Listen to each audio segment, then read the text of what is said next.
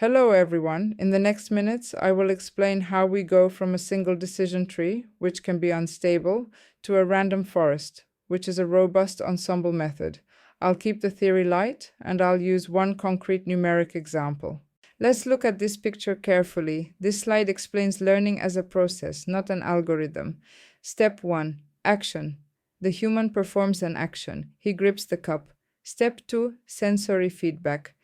Sensors in the skin detect heat. This information is sent to the brain as sensory feedback. The key point here is the system receives information about the consequence of its action. Step 3. Evaluation in the brain. The brain evaluates this feedback. This is dangerous, it hurts. Based on this evaluation, the brain decides to change behavior. Step 4. Adaptation. A motor signal is sent to the hand. Release the cup. Pause here and emphasize this sentence. Critical. Learning means changing future behavior based on feedback. Lernen, Action, Rückmeldung, Anpassung. What we see on the left side is not machine learning yet. This is a biological feedback loop similar to a control system. There is no dataset, no stored examples, no labels. The brain reacts in real time. Now, we can cleanly connect to supervised learning. If instead of reacting immediately to pain, the system learns from many past experiences. The brain remembers this situation, correct response that situation, wrong response over time. It builds knowledge from examples. This is where supervised learning begins. So the right side picture basically do exactly this, but offline, using many examples with known correct answers. Let's look at the same idea, but now in a machine learning setting. Here, the model does not feel pain. Instead, it receives examples with labels. Each email is like a past experience. The label spam or not spam plays the role of correct reaction. The model compares its prediction with the known correct answer. The difference is the error, and the model adapts its parameters. Human learning and supervised learning follow the same principle: action or prediction, feedback, adaptation. The difference is how feedback is provided and when learning happens. So let us explain what learning actually means. Imagine a person who has seen many emails before. Some were spam, some were not. Each email came with a correct label, either spam or not spam. When a new email arrives, the person does not react randomly. He looks at patterns he has learned before, certain words, links, formatting, sender style. Based on previous examples with correct answers, he predicts, this looks like spam. If he is wrong, he corrects his understanding next time. Key sentence, very important. This is supervised learning, learning from examples with known correct answers. We've seen the idea of learning conceptually.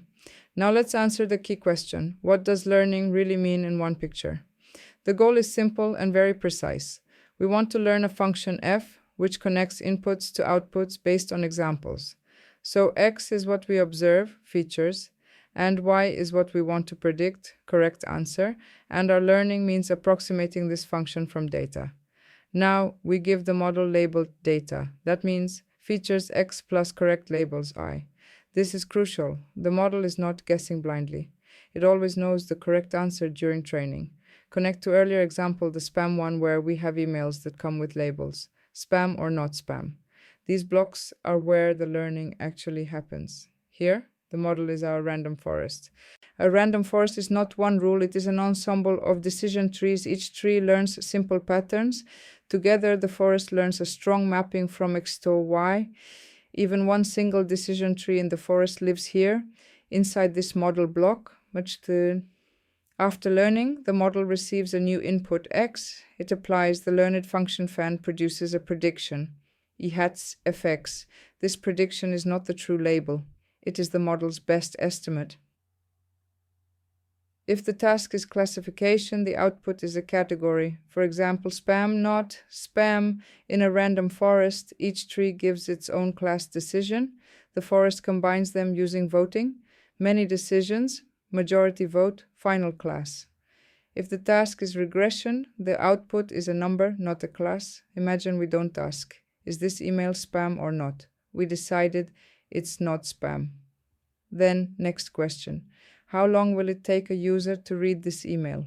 Target Y, reading time in seconds features, email length, number of links, images, structure forest output, tree, 1, 18 tree, 2, 22 tree, 3, 20. SAS final prediction, the random forest takes the average, Y, 18 plus 22 plus 20, 3,020 seconds.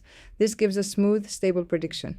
In supervised learning, we observe pairs of data, CV, here, C, is the feature vector, measurable information V, is the target or label, labels can be, discrete, classification continuous, regression. Random forest belongs exactly here. It is a supervised learning model. A decision tree is just a sequence of simple rules. At each node, the model asks a question. If specific feature X is smaller than threshold T, go left, otherwise go right. Each decision reduces uncertainty step by step. So in our example, let's see that we have a set of features. X1 not 4 and C2 at 4. We have feature X1 asking if it is less than or equal 4.9. If yes, please go to next node and check on feature X2. There we ask if X2 is less than or equal 3. And since it is 4, then the sample or training example belongs to class 1. What is a decision tree doing? This example shows a decision tree as a chain of simple questions. At each node, the tree asks, is this feature smaller than a threshold or not? Based on the answer, we move left or right. The important thing is, each decision is explicit and human readable. This gives us a major advantage, interpretability. We can trace exactly why the model made a decision, which feature was used, which threshold was applied, which path was followed. This is something many complex models cannot offer. Decision trees are also fast to train. They use greedy local decisions. Pick the best split move on repeat. No long iterative optimization is needed. At each node, the tree chooses the split that makes the data purer. Classification.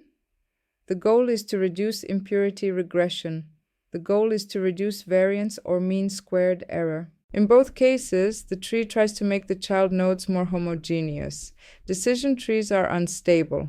So, a small change in the data can completely change the tree. This instability happens because trees make early greedy decisions, and early decisions affect the entire structure of the tree. Let's see what this instability really means in practice. Variance measures how sensitive a model is to the training data. Decision trees are greedy. Small data change different, early split, completely different tree. This means poor generalization.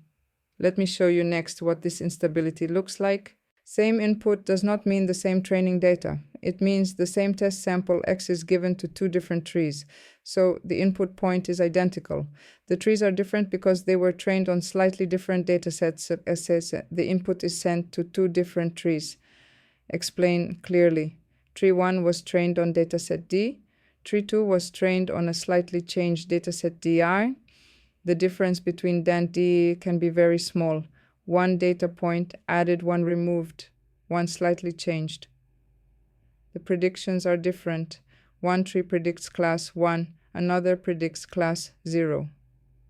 This happens because decision trees are sensitive to training data. Small changes in training data can change early splits. Early splits affect the entire tree structure. This means the model is not stable. If tiny data changes cause different predictions, we cannot fully trust a single tree.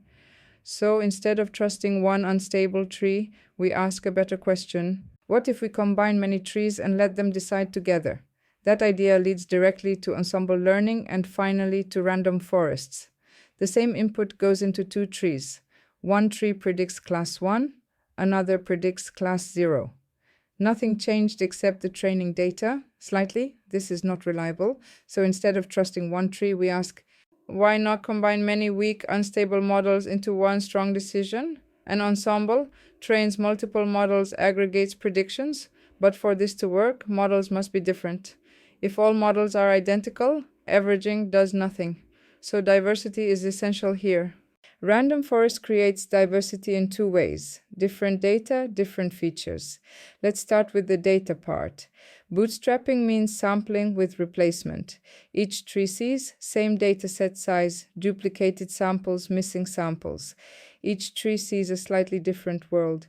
This technique is called bagging, as the purpose is to generate slightly different datasets, so each tree has its different world.